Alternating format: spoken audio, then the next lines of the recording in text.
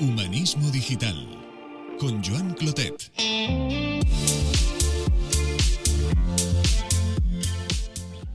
Pues mira, te diría dos cosas que conectan un poco conmigo, ¿no? Es decir, la muerte te da dirección. Tener esto muy presente y que hacerse el fuerte todo el tiempo no es una buena estrategia.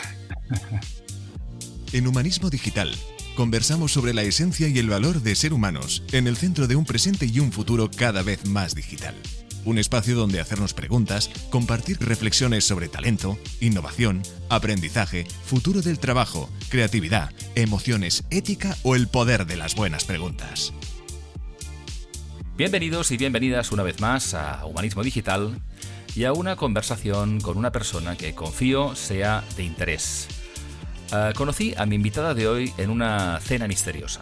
Un contacto común, apasionado por conectar personas, un saludo desde aquí para Albert Farré, nos reunió en una cena de grupo en la que nadie se conocía entre sí y donde Albert pensaba que todos teníamos algo que podía interesar a los demás. Mi invitada de hoy fue uno de los descubrimientos de aquella velada y sus intervenciones y su particular mirada creí que merecían conocerla un poco más. Esther Verona es una persona curiosa y con fe en la vida, alguien que se hace preguntas vitales con frecuencia y que hace ya un tiempo que se encuentra cómoda en una adecuada combinación entre sensibilidad y fortaleza. Tras 19 años, ejerciendo como abogada de empresa en diversos países, Esther dejó su trabajo para dedicarse a algo muy distinto que resonaba más en ella. Esther acompaña emocionalmente a otras personas en su duelo ante la pérdida de un ser querido, de una pareja, de un trabajo, pérdidas a veces irreversibles y para las que estamos habitualmente muy poco preparados. Inspirada en hacer justicia y aportar, Esther hace pedagogía sobre la pérdida y nos prepara para gestionar estos procesos con más herramientas y mayor claridad mental. Os dejo ahora con la conversación que mantuvimos con Esther hace unas pocas semanas. Hola Esther, buenas tardes, ¿qué tal estás? Molt bé, Joan. Muy bien. Con un poco de sueño, ¿no? Me decías justo antes de conectar, porque te has levantado un poquito temprano hoy, ¿no? He madrugado mucho, Has sí. madrugado. Es lo que tiene viajar, ¿no? Madrugado, he viajado, he trabajado, Muy bien. sí. Pero bueno, ¿Ha sido un buen tengo muchas día? ganas de esta conversación. Bueno, yo también. Y para que las personas nos escuchen también, pues decirles que, bueno, no hace mucho que nos conocemos. Nos ¿No? conocimos gracias a un amigo común que nos convocó a una cena un poco misteriosa, Sí. en la que entiendo que confiando en él, pues la aceptamos, pero no sabíamos quién estaría. Y la verdad es que estuvo muy bien. Conocimos personas muy interesantes Mm. y bueno, a raíz de conocerte lo que me contaste, pues pensé, ostras, Esther, la invito a conversar un día más en abierto, porque lo que haces y a lo que te dedicas bueno, me parece que es de mucho interés. Sorprendente para los que estábamos allí, supongo que le pasará a mucha gente estos cambios Sí. aparentemente radicales, porque esto tú nos contarás, pero vaya, me pareció muy interesante y que merecía pues una conversación, así que gracias por aceptar. Y más en un día largo como hoy, que te has levantado tan temprano, pero yo también con muchas ganas de hacerte algunas cuestiones y de que, pues esto, de conocerte un poco mejor. Esa es un poco la idea. Genial. Entonces, Esther, como sabes, esto empieza siempre igual. O sea, la primera y la última pregunta son siempre iguales. Y la primera es ¿quién eres, Esther? ¿A qué te dedicas ahora? ¿Y qué te ha traído hasta este momento de tu vida? Bueno, lo de quién eres es la peor pregunta porque es muy difícil de responder. Siempre te dirán lo mismo. Eh, pues mira, yo te diría que persona, lo primero, persona, ¿no? Y alguien, pues últimamente, pues con mucha fe en la vida y soy muy curiosa, no sé, muy inquieta, me he movido mucho, he viajado mucho, no soy una persona muy estática. Y también, pues bueno, soy una persona sensible y a la vez, pues, con mucha fortaleza, ¿no? Es un binomio interesante bueno, con el que ahora estoy muy cómoda, ¿no? No he estado tanto durante años, pero ahora sí. Y una persona que se hace muchas preguntas vitales, sobre todo, ¿no? Entonces, tiene sentido en por qué estoy donde estoy ahora, ¿no? ¿A qué me dedico ahora? Ahora mismo, pues hago acompañamiento en duelo, Ujú. también acompañamiento emocional para otro tipo de temas que puedan traer las personas, ¿no? Pero sobre todo me especializo en duelo y también, bueno, colaboro con Laura Ferrandiz, otra compañera, en cursos y programas de mindfulness para abogados, despachos de abogados y empresas, ¿no? Ujú. Para aumentar el bienestar. Ujú. Y me gusta que empieces explicando, evidentemente, a qué te dedicas también, porque ya lo he anticipado yo, que es algo que me resonó, ese cambio, ahora hablaremos un poco más, pero empiezas explicándote cómo eres, cómo te sientes, como personalidad, y me gusta mucho, porque habitualmente solemos ir a etiquetas o a nuestros trabajos o lo que hemos estudiado, que está fantástico, pero creo que la conversación parte de lo que tú decías, una persona, que no es poco a día de hoy, ¿eh? No es poco. Y decías, oye, te dedicas a lo que te dedicas después de bastantes años de hacer cosas bastante diferentes, ¿no? Sí, Entonces, totalmente. cuando eras más joven, que lo eres, pero eras un poco más joven, pues, ¿en qué empezaste a trabajar y por qué? ¿Y en qué momento decidiste dedicarte a lo que haces hoy? Pues mira, yo me licencié en Derecho y ejercí 19 años como abogada de empresa en contextos internacionales. Y elegí esa profesión, dudaba entre psicología y derecho. En aquella época psicología pues no estaba como muy bien vista, ¿no? Ahora es todo lo contrario y el derecho también me interesaba mucho por el tema de hacer justicia, ¿no? En ese momento me inspiraba eso, ¿no? El hacer justicia y aportar algo a la sociedad y tenía pues como una vocación eso de ayudar y de crear un cambio, ¿no? Y por eso me licencié en Derecho. Ahora he hecho la vista atrás y creo que tenía otro trasfondo en realidad, ¿sabes?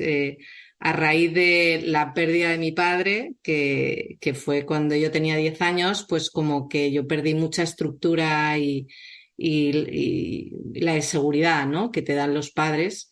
Y entonces, pues esta profesión a mí me dio mucha estructura y mucha estabilidad, mucha Mm, seguridad mm, a todos los niveles, ¿no? Sobre todo económico, pero también a nivel mental. Y esa es un poco la conclusión a la que he llegado yo ahora, ¿eh? Pero mm, eso no, obviamente no era consciente. Y nada, he estado pues ejerciendo 19 años, pues a ver, pues ha sido muy interesante también, he aprendido mucho. Además, me moví mucho, empecé en Bruselas, en el Parlamento Europeo, o sea, que empecé por ahí, o sea, y yo tenía muchas ganas de viajar, conocer otras culturas, otra mentalidad, y la verdad es que empezar por ahí fue muy, muy interesante y muy disruptivo. ujú, Y después volví a Barcelona y estuve 9 años en Garrigues, ujú, trabajando en despacho, y luego me he ido a empresa. Me fui a empresa, asesoría jurídica de Nagas, una empresa del IBEX 35. Y bueno, o sea que me reinventé varias veces y luego a nivel de especialidad también. O sea, me reinventé, hice derecho comunitario, luego derecho administrativo y luego estuve en M&A, en internacional. O sea que yo ahora he emprendido y parece como que he hecho algo muy distinto, pero en realidad yo he emprendido muchas veces. ujú. Sí, sí, eso es importante, porque a veces también en el estereotipo, la etiqueta de una profesión, pues puede ser muy amplia, ¿no? Y si además has viajado y has cambiado un poco de foco, pero sí que te has movido muchos años en el entorno de las normas, las leyes, los procedimientos, ¿no? Lo racional. am, y de repente, pues, pues te dedicas a cosas muy diferentes, ¿no?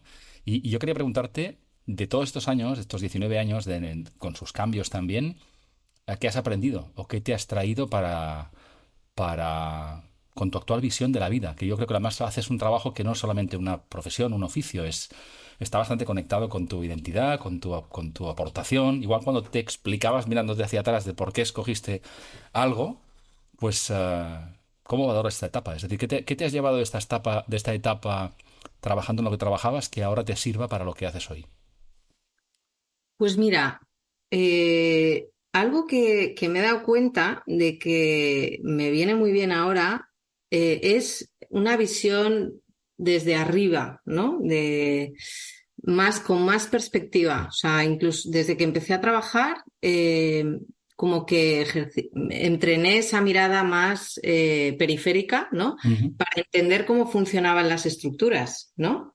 Y entender los movimientos de bueno, pues si era el Parlamento, ¿no? De las diferentes instituciones, de los diferentes partidos políticos, y entender, El ecosistema, ¿no? Y el mapa de intereses, sí, sí. claro, pero no Ujú. solo a nivel de organización, sino a nivel de perfiles de las personas, ¿no? A mí, como la psicología me interesaba, Ujú. pues miraba eso, ¿no? Luego en despacho también me pasaba lo mismo con los proyectos que yo llevaba y el funcionamiento del despacho, ¿no? Y luego en empresa también fue un poco lo mismo. Entonces, esta mirada desde arriba a mí me ha dado como mucha amplitud, ¿no? Perspectiva. Y entonces, en lo que hago ahora, me sirve porque yo he tratado con perfiles de todo tipo. O sea, y no solo nacional, a nivel internacional, otras culturas. Entonces, esa etapa ha sido muy rica para eso, ¿no? Para Ujú. poder relacionarme con muchísimas personas diferentes y entender cómo funcionan y por qué están en el área que están, por ejemplo, ¿no? Ujú. Cómo funciona esa mente, qué les mueve, o sea, toda esta parte más psicológica.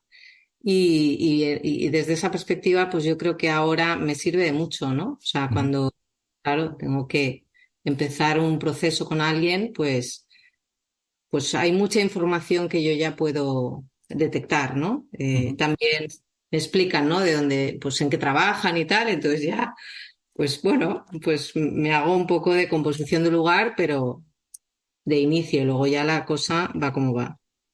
Ujú. Y eso por un lado. Y luego me di cuenta de la gran necesidad de las empresas, organizaciones, grandes estructuras, de la carencia que hay a nivel de relación personal, en la compasión, la empatía. Se aplica muy poco el sentido común. O sea, no sé. Veía cómo eso es muy necesario y se pierde mucho, ¿no? Y entonces, pues también ahora intento aportar eso que creo que es muy necesario. Ujú. Mucho sufrimiento por esto, al menos desde mi punto de vista. Sí, fíjate que aunque sea tenga poco fondo, cuando los que estamos en la gestión de personas nos esforzamos, yo creo que es la mayoría, en decir, oye, no hablemos de recursos humanos, ¿no? Que es una etiqueta, nos entendemos todos y tal, pero huimos cada vez más de organizaciones en la que la persona es un elemento más de productivo, es una persona con todas sus capacidades y todos sus miedos y todas sus ilusiones. Y esto, pues por suerte, o será quizá desde mi mirada, pues empieza a haber personas pues que acompañáis en este sentido, influís para que las cosas cambien, ¿no? Al menos cada vez un poquito más, ¿no? Fíjate, nos decías antes, me dedico a acompañar a personas, a organizaciones, a grupos en el duelo. Una palabra que solemos asociar a pérdida muchas veces irreversible. Entonces, cuéntanos un poco qué significa duelo para ti, en sentido amplio.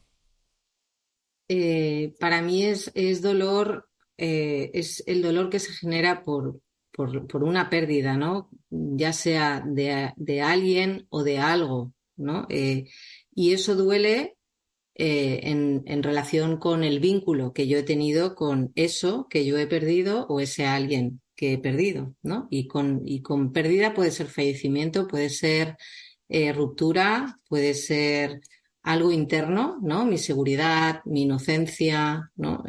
Ese tipo de cosas que quizás son más difíciles como de detectar. Por eso que pérdidas hay muchas y todo depende de la relación, ¿no? Del vínculo que yo he tenido con eso. Y luego es un proceso de reconstrucción, de reajuste, y es muy interesante por eso, ¿no? Porque te toca mucho, te toca todos los cimientos, en realidad te toca a nivel holístico, ¿no? Las pérdidas importantes, las que te duelen, las que sean, te toca a nivel físico, a nivel emocional, a nivel eh, cognitivo y a nivel espiritual. Y entonces es inevitable hacerte preguntas, estar vulnerable, sentirte inseguro. Entonces, bueno, es un proceso de reajuste, de Ujú. reconstrucción, ¿no? Y cuando se trata de un fallecimiento, en realidad la muerte te hace revisar tu vida, ¿no? Y ver qué dirección, te da dirección en realidad la muerte, porque inevitablemente miras atrás. ¿sabes? Y dices, o el presente, ¿y esto dónde estoy? ¿Tiene sentido? ¿No tiene sentido?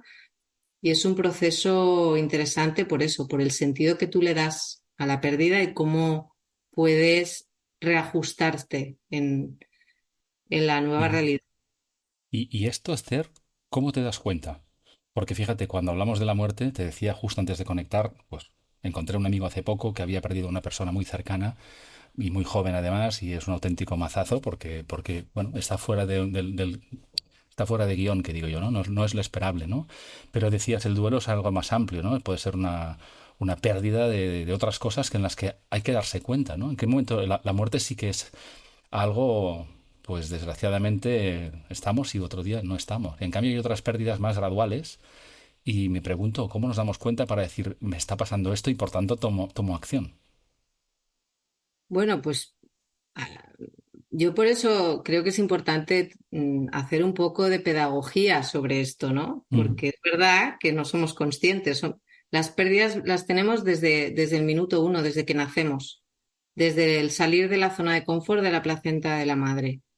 Ahí ya tenemos una pérdida, Mm. ¿sabes? Entonces, a medida que vamos creciendo, tenemos pérdidas constantes, ¿no? El primer día de cole, ¿no? Ahí hay una pérdida. Perdemos libertad, perdemos tiempo de jugar en casa. Sí, sí, claro. Claro, ¿no? A medida que voy creciendo, la madurez, si entran hermanos en el sistema familiar, pues también pierdo una posición. O sea, en realidad hay pérdidas, hay muchas. Entonces, lo interesante es ser consciente de eso para normalizarlo y luego ver cómo yo voy reaccionando ante esas pérdidas, porque eso es lo que me va generando como un patrón, ¿no? Más o menos. Entonces, pues de entrada haciendo pedagogía, porque muchas no me van a generar un impacto, pero están ahí, y otras sí que me van a generar un impacto, Ujú. ¿sabes? No, no todas duelen, Claro. ¿vale? Es algo muy natural. A lo mejor ahora decías, por ejemplo, de niños en el colegio, ¿no? Quizá menos conscientes de lo que nos está pasando, pero como los demás están igual, pues tendemos a pensar que es normal o que hay que pasar por ese tubo. Y realmente, como tú dices, oye, es que de repente nos llevan a un sitio que a lo mejor no conocemos, no conocemos a las personas y tenemos nuestro pequeño proceso de duelo, claro. Sí, sí. Claro, la adolescencia es, yo ya no veo a mis padres como yo los veía, ¿no? Que eran Ujú, los ujú, mejores y ahora son los peores. ujú. No sé, yo no tengo Sí, hijos, sí. pero lo veo alrededor y lo viví yo, quiero decir. No sé, cuando haces la selectividad, Ujú. jolín, te tienes que enfrentar al mundo laboral, pierdes ya esa fase de solo estudiar, bueno, en general, ¿no? Habrá de Sí, sí. todo, pero que, bueno, que son, ¿no? Muchos reajustes constantes que los vamos haciendo, pero que no somos conscientes de que eso está sucediendo. Ujú.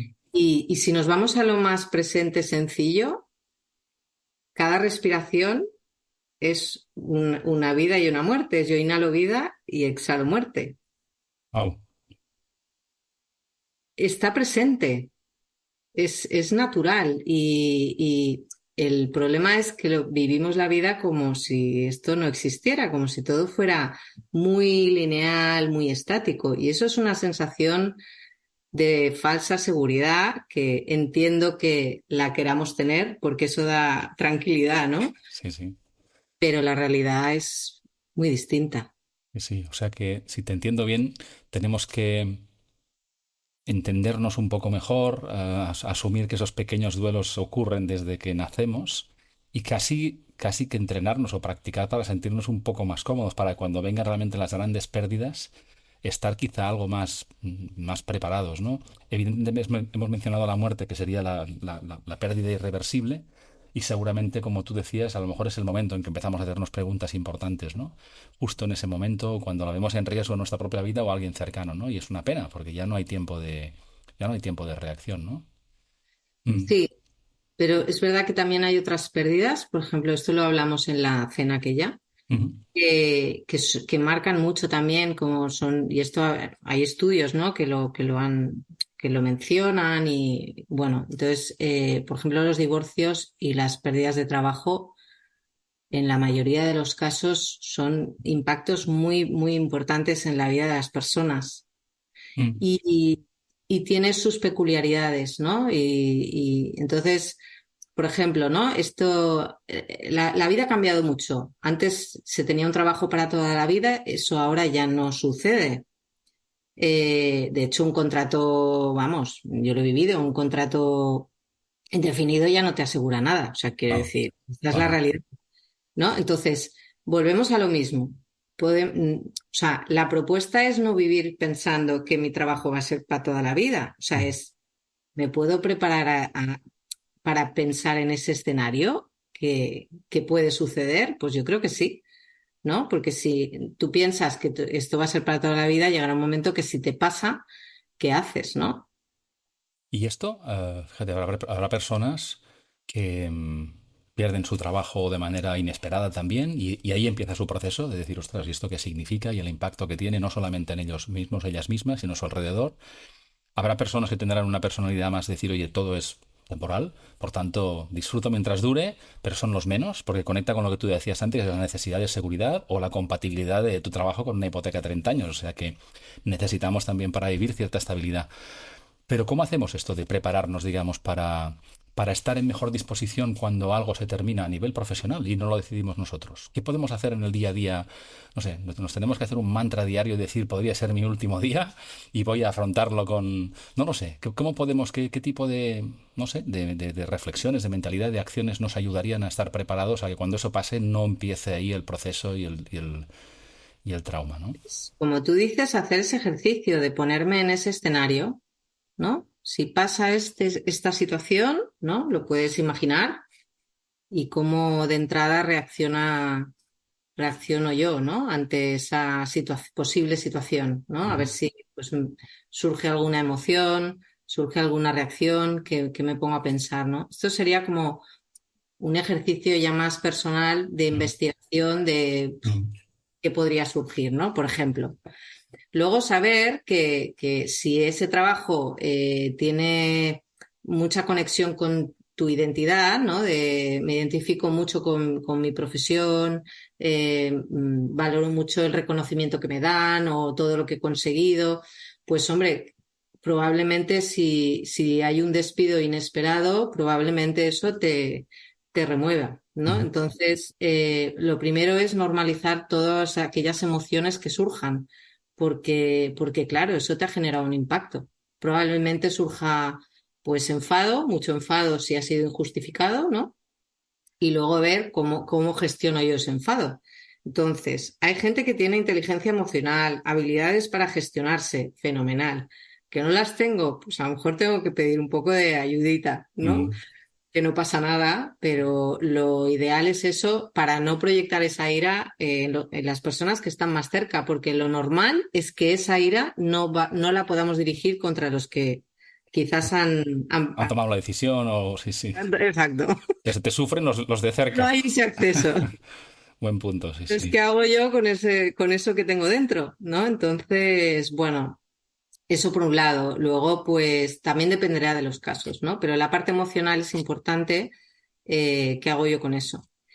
Y luego hay una parte luego hay un tema interesante en esto que o sea, a nivel de pérdida, de duelo, no hay un ritual que tú puedas hacer para que las personas o el entorno reconozca que tú estás en ese duelo, Mm, como un fallecimiento, ¿no?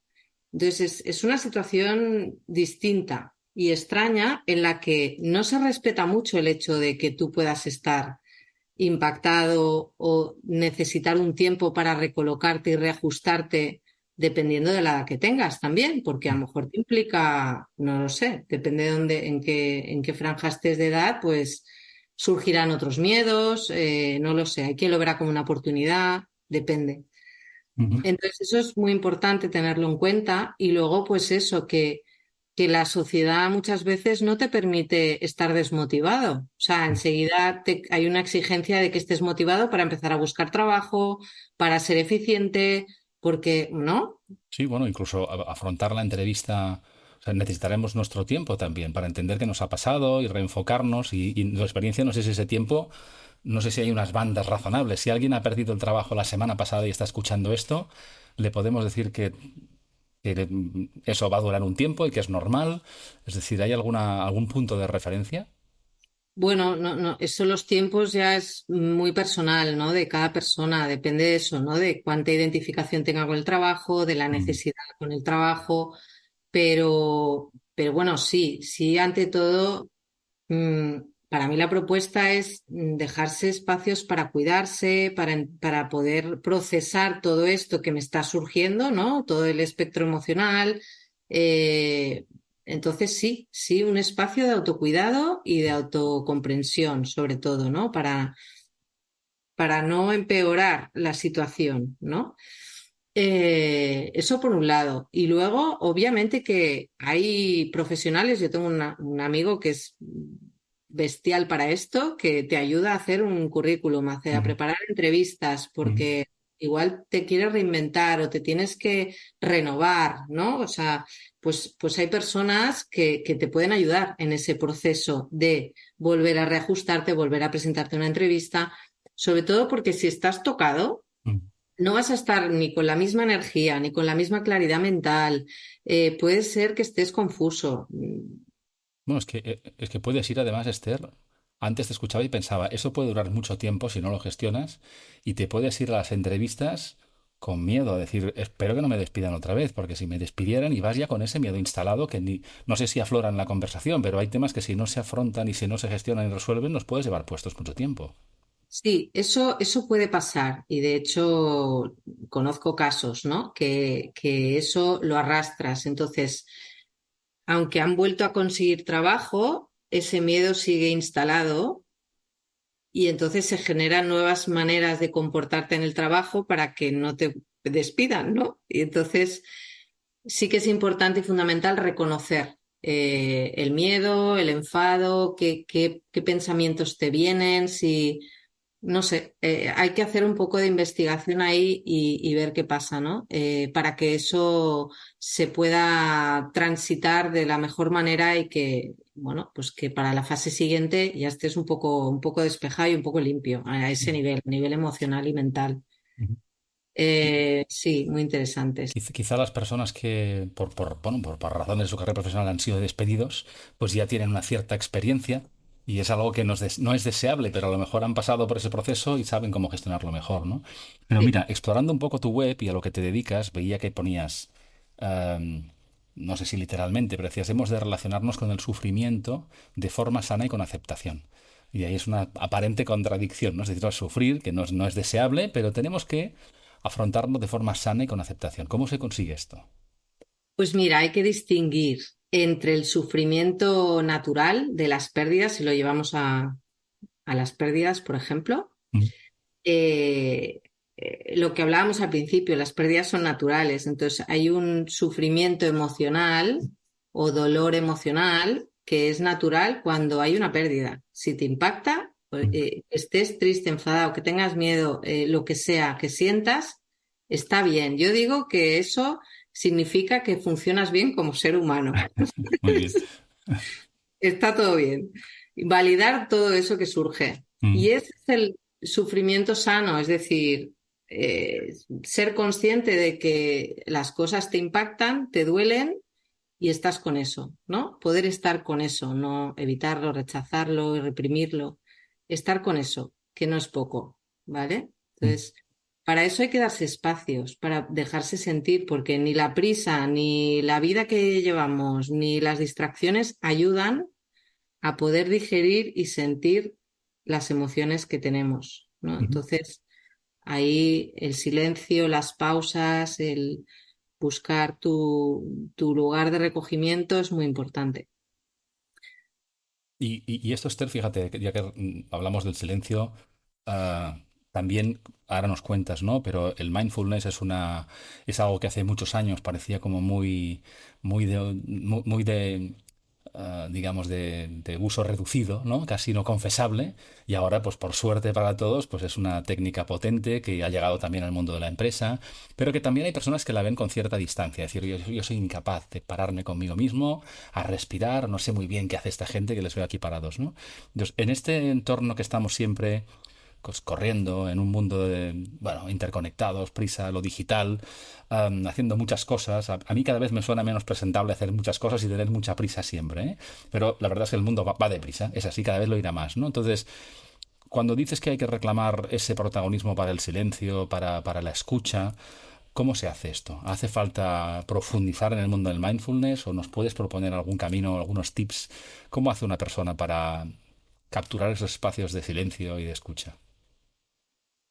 Eh, a mí la meditación me parece una buena excusa, ¿no? Para parar, pero bueno, cada persona lo hace a su manera. Para mí los retiros, el espacio de retirarse, me parece un buen ritual, además lo haces acompañado, me parece una buena propuesta. Yo creo que quien lo prueba lo compra, ¿eh? Te decía el apunte de que a veces cuando es como del 0 al 100, ¿no? Es decir, hay ciertas cosas que la gente se atreve a empezar a probar porque nunca haría un retiro de una semana. Y he conocido personas que dicen, bueno, me cambió la vida. Es decir, por fin me di cuenta o por fin, y desde entonces se cuidan más, se conocen más, pero claro, no, son atrevidos, ¿no? Que dijeron, "Ah, me llevó un amigo y estuve una semana sin hablar. ¡Wow! Y 3 se escaparon al tercer día. Entonces, ¿sabes? El camino gradual, que tú tienes más experiencia en ver cómo aproximar a las personas a descubrir el potencial de esas técnicas, ¿no? Mira, yo de entrada propongo algo muy simple, que es hacer varias paradas durante el día, que es entre actividad y actividad, entre llamada y llamada, entre reunión y reunión. No lo sé. Esto es Ujú, muy fácil de hacer. ujú. Parece muy difícil, porque todo el mundo dice, qué difícil, las pausas no las consigo integrar. Digo, madre mía, ¿cómo estamos, no? No, no tengo tiempo de parar, ¿no? Tú paras un momento a respirar y es eso, es parar un momento y ahora soy consciente de que inhalo y ahora soy consciente que exhalo. Aquí estoy. Hola, ¿qué tal? Hola, Esther, aquí estoy, ¿no? O sea, es que si no es como la sensación, la he vivido yo tantos años de pollo sin cabeza. Mm. ¿Sabes? Que yo no me entero de cómo estoy, ni de a dónde voy, ni nada de nada, no me doy cuenta de nada. Entonces, bueno, yo al menos aprendí a incorporar esas pausas. Algo que también a mí me ayudaba mucho es, por ejemplo, yo como estaba sentada al lado de la ventana, mirar al cielo de vez en cuando. Esa es otra pausa, pero es que además te da perspectiva. Mm. Eso es vida, ¿no? La vida está en la oficina, lo que estoy viendo, pero lo que estoy viendo fuera también es vida, Mm. ¿no? Entonces da un poquito de aire, un poquito de eso. Otras pausas, para quien no puede hacer esa pausa más silenciosa. Te puedes parar y estirar el cuerpo, ¿vale? Porque eso también te hace recuperarte y oxigenarte. Es otra pausa saludable. O sea, hay muchas maneras. Ujú. Y hay quien quiere más movimiento porque no puede parar. Entonces le digo, bueno, ese trayecto desde tu mesa hasta la sala de reuniones, por ejemplo, hazla con la meditación caminando, ¿no? Que es llevando la atención a la planta de los pies. Date ese gustito de sentir tus pies un rato y luego llegas a la sala de reuniones, ¿no? Pero Ujú. ya haces como esta atención al cuerpo, ¿no? A ese trayecto, pero no estás pensando en todo lo que les voy a contar, ¿no? Que a veces, pues, igual no es tan necesario. No, Eh, está muy bien y además tiene otra ventaja y es que hay personas, te habrás encontrado tú, que les da cierta vergüenza ciertas cosas, ¿no? Luego ya lo integran, y ahora menos, pero antes pasaba a decir, uy, que no me vean que estoy aquí en mi sesión de mindfulness, ¿no? O no lo confieso, ¿no? Y me voy a encontrar con personas como yo que ya han dado el paso y lo disfrutan, pero todavía. Y esos momentos íntimos, fíjate que has dado 2 o 3 ejemplos que son minutos del día. De las 24 horas del día, igual es que es consumir 2 minutos del día, 3 minutos del día, ¿no? Lo decías lo de las reuniones, recuerdo hace muchos años, ¿no? Comentarlo con un compañero en esta línea, decir, oye, antes de entrar en la sala, te paras, inspiras y eres por unos segundos consciente de con qué intención entras a la reunión. Ya está. Esa parada ya evita que entres allí, ¿qué tal? No sé qué, bla, bla, y ya generas una atmósfera de las personas que están dentro, ¿no? Entonces ese punto de conciencia, de parada y de respiración son 5 segundos, ¿no? Y es que además no te quita tiempo, o sea, porque la respiración está constantemente ahí. Quiero decir que no te está quitando tiempo, simplemente estás siendo consciente de que estás respirando, pero no te está quitando Sí, tiempo. sí, respirar hay que respirar y que nos dure. Es lo más absurdo del mundo, ¿no? Es Entonces, verdad. es traer conciencia a lo que está pasando en este momento, ¿no? Y luego a mí me ayudaba mucho lo de que dices tú de la entrada en las salas de reuniones. Mm, El hacer este ejercicio, incluso sentada en la mesa, a mí me quitaba exigencia, porque también esto es parte del entrenamiento, ¿no? De decir, volvía un poco más a mi respiración, a mi ser y decir, bueno, voy a escuchar, mm. porque igual va a ser necesario que yo hable, pues a lo mejor no. Y me quitaba un poco la exigencia y entonces me dedicaba a escuchar, que esa es otra parte muy Muy valiosa y cada vez menos valiosa. frecuente. Sí. Y recientemente he recuperado ¿cómo se dice? Un término japonés que es leer al aire. Ah, no había, ¿no? Luego, ay, no sé si me dará tiempo y lo busco.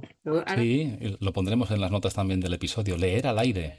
Leer al aire es un término japonés que quiere decir leer la atmósfera, leer el estado de Ah, ánimo, qué bueno.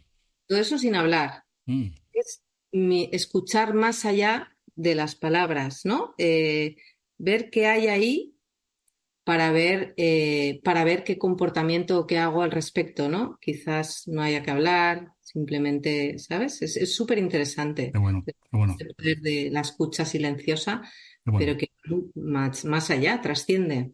Sí, Me ha sí. encantado, me encantó. Y además, no, no, y además, fíjate, en la cena que nos conocimos, pues éramos unos cuantos, había personas que hablaban más, que hablaban menos, y hubo una en particular que habló muy poquito, hasta el final. Y realmente, pues todos son personas interesantes y además dijo, bueno, es algo que me gusta hacer, escuchar, y es una habilidad rara hoy día.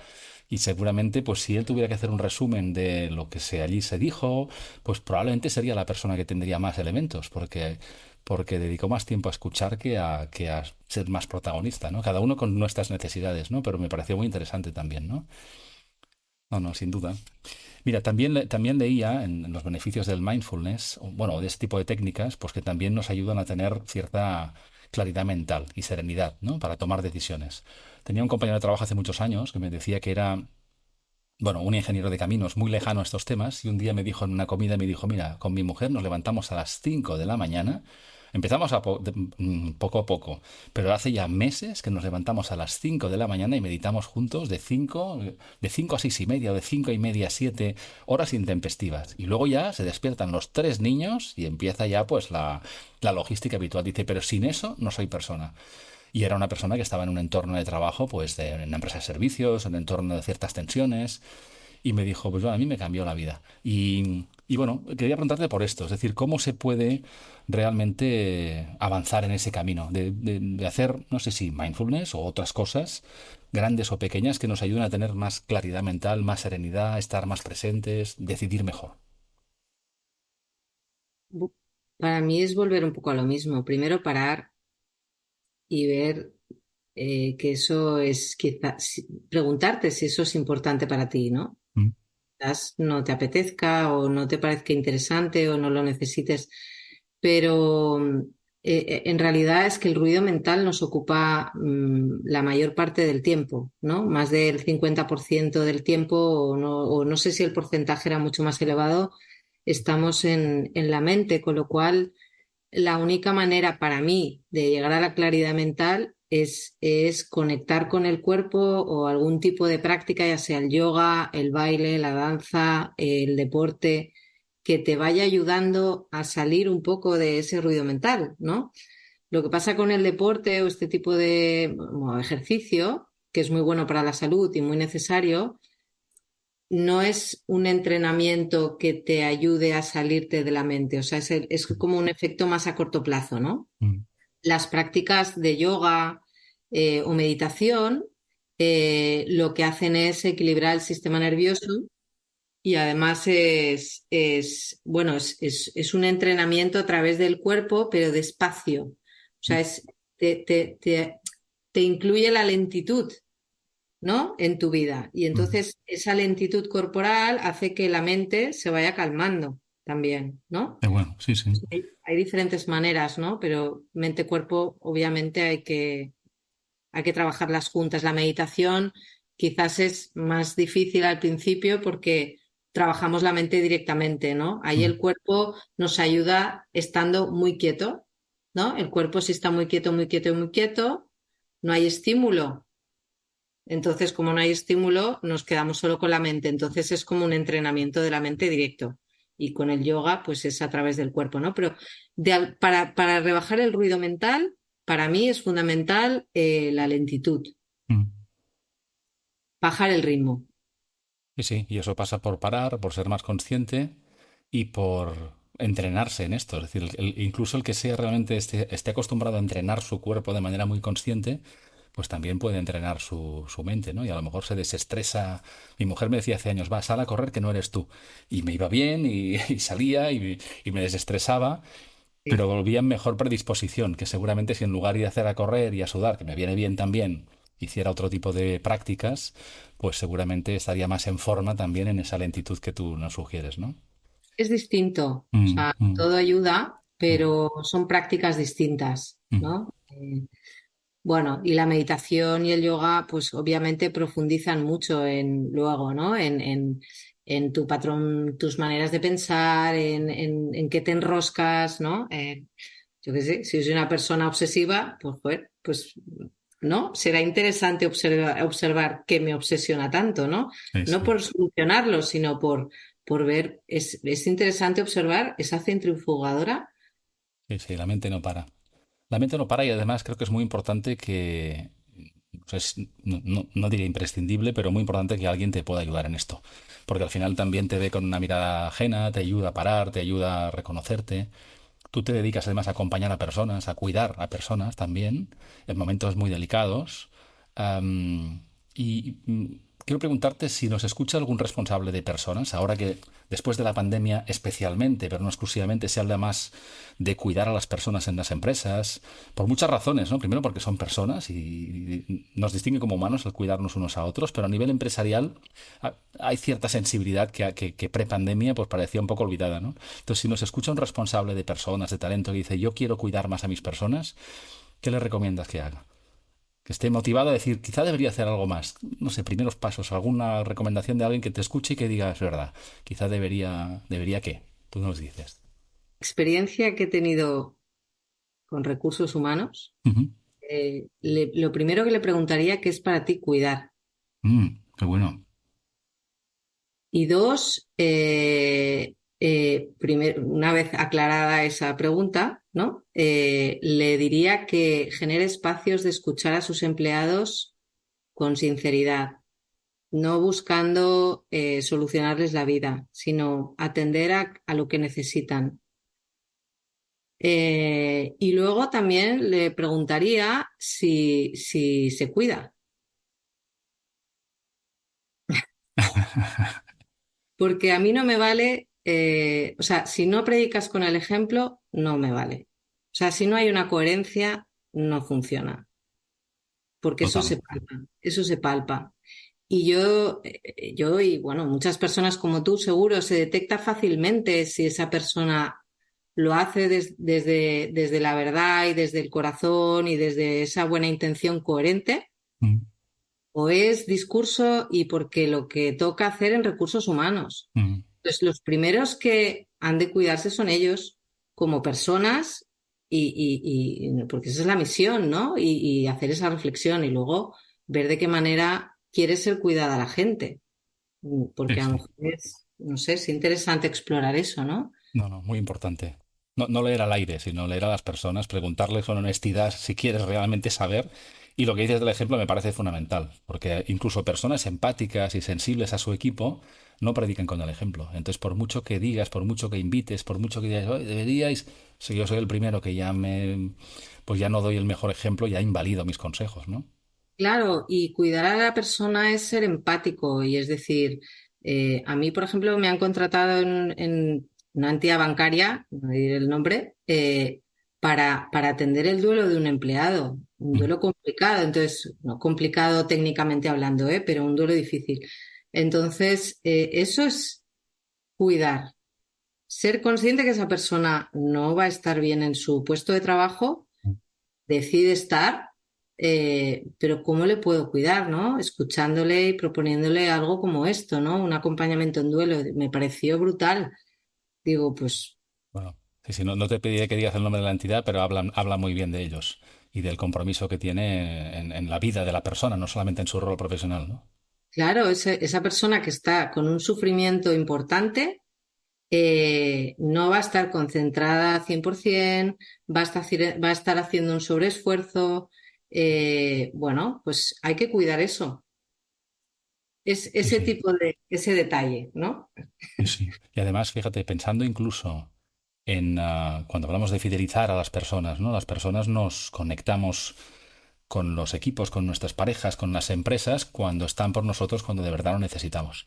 Entonces no es una relación transaccional o contractual. Cuando una empresa como la que tú mencionas está por ti cuando lo necesitas de verdad, pues yo creo que marca la diferencia. Marca la diferencia. Eso es lo que... Y claro, eso pasa también porque la persona pues lo cuente, que no siempre ocurre. A veces hay cosas muy traumáticas que son como muy más o menos públicas, pero hay muchos pequeños cambios, sufrimientos, traumas que no se explican. Y entonces todavía peor, ¿no? Porque o no se genera espacio de confianza, o no se genera la pregunta, o no se genera la confianza para aflorar la verdad. Y entonces ya es un círculo vicioso en que la empresa no puede ayudar porque no sabe, y como no sabe, pues no, ignora, ¿no? Totalmente. O sea, yo creo que hay que normalizar ciertas cosas. Yo, Mm, por ejemplo, cuando estaba en Enadas, yo decía, pues yo voy a terapia. Al principio ujú, chocaba un poco. ujú, O les decía, me voy a retiros de meditación. O yo, ujú. al principio chocaba, pero luego llegó un momento ¿no? Que se normalizó. Y es decir, porque luego la gente veía que funcionaba bien, que hacía mi trabajo, Sí, ¿sabes? sí, sí, Que sí, los mitos o falsas creencias, pues no pasa nada, sí, ¿sabes? sí. Por decir, pues mira, no estoy en mi mejor momento, tal, pero oye, aquí estoy, pues ya está, ¿no? O Sí, sea, ¿qué sí, pasa? total. Yo creo que es un gran consejo porque somos personas, no somos robots. Y normalizar esto. Las personas tenemos perfiles diferentes, compartiremos más o menos, pero hay ciertas dinámicas del pasado que, ya te digo, para mí no son ya muy presentables. Y ya ni te digo cuando hablamos con personas más jóvenes que tú y que yo, que hablar de un trabajo para toda la vida o según tipo de comportamientos huyen como la peste, ¿sabes? Porque solo se vive una vez y piensan, oye, no sé si en los 80 esto en la época, en otras épocas, en otras décadas vendía mucho, pero desde luego ahora yo estoy muy contento que mis hijos, por ejemplo, ciertas cosas las vean con muchísima distancia y decir, no, no, esto para mí no, a quien le interese, pero a mí no me interesa. A mí no me Bueno, interesa, me ya parece que también. tienen una visión muy sana de la vida, es como Sí, más totalmente, holística, ¿no? O sea, totalmente. no ponen todo en la balanza del trabajo, sino que lo reparten más. Sí, sí, se cuidan más. Sí. Alguien lo interpretará como egoísmo, o que tienen poco esfuerzo y tal. Bueno, cada uno desde nuestra mirada y nuestros filtros. Pero yo creo que nadie mejor que nosotros nos podemos cuidar, ¿no? Si además nos ayudan personas a ser más conscientes y con ciertas técnicas, pues mejor que mejor, ¿eh? Porque solos muchas cosas cuesta un poco. Sí. Muy bien, Esther. Mira, has dicho cosas muy interesantes y creo que muy útiles para personas que nos escuchen. Pero si tuvieran que quedarse con una sola cosa, ¿con qué te gustaría que se quedaran o que recordaran de esta conversación o lo que nos has dicho? Mm. Pues mira, te diría dos cosas que bueno, conectan un poco conmigo, ¿no? Es decir, la muerte te da dirección, Ujú. tener esto muy presente y, y que hacerse el fuerte todo el tiempo no es una buena estrategia. Muy bien, Sí. muy bien, muy bien. Me parecen dos frases muy potentes y quedan para reflexionar. Y la última pregunta es, ¿de qué te gustaría que hablemos tú y yo dentro de 10 años? Bueno, pues yo si estoy en el presente, te diré, cuando nos veamos dentro de 10 años, pues surge, a Muy ver bien, muy dónde bien. estamos. Muy bien, muy bien. Muy bien. Bueno, si conseguimos estar en ese momento, vernos otra vez, que será un placer, y estar presentes en aquel momento, conversando como hoy, pues yo creo que yo lo he disfrutado y espero que quien lo escuche, pues también. Quien te descubra hoy, Esther, ¿dónde le decimos que busque o que indague para saber más de ti, de tu trabajo, de tus proyectos? Pues bueno, pues tengo la página web que la estoy actualizando, Ujú, esterverona.com También estoy en LinkedIn, Esther Verona, o sea, bueno, va a ser lo mismo. Y Instagram igual. Tu casa digital. Tu casa digital. Muy bien, fantástico. Es la mejor opción. Sí, sí, Estupendo, todo. Esther. Pues oye, muchísimas gracias por la conversación en este día largo que termina muy bien, al menos para mí. Espero que las personas que te escuchen, sea cuando sea, pues les dé que pensar y especialmente actuar en lo que cada uno les sirva, porque has dado consejos de cosas muy prácticas y muy sencillas que nos ayudan un poquito en este proceso de conciencia y de cuidarnos más, para estar más preparados para que la vida nos traiga, porque nos trae cosas inesperadas y es ley de vida, y por eso hay que, bueno, hay que asumirlo con naturalidad. Y me he quedado con muchas cosas y una de ellas sería esto, somos humanos y ejerzamos como tales sin vergüenza porque de esto va la vida. Muy bien. Fantástico, Esther. Oye, pues muchísimas gracias y espero que nos veamos pronto en otra cena compartida o en cualquier otra ocasión, con cristal de por medio, ¿no? Como siempre digo, pero un placer como siempre conversar. Me encantará. Muchas gracias, ¿eh? Genial, muy bien. Gracias a ti. Hasta pronto. Adiós.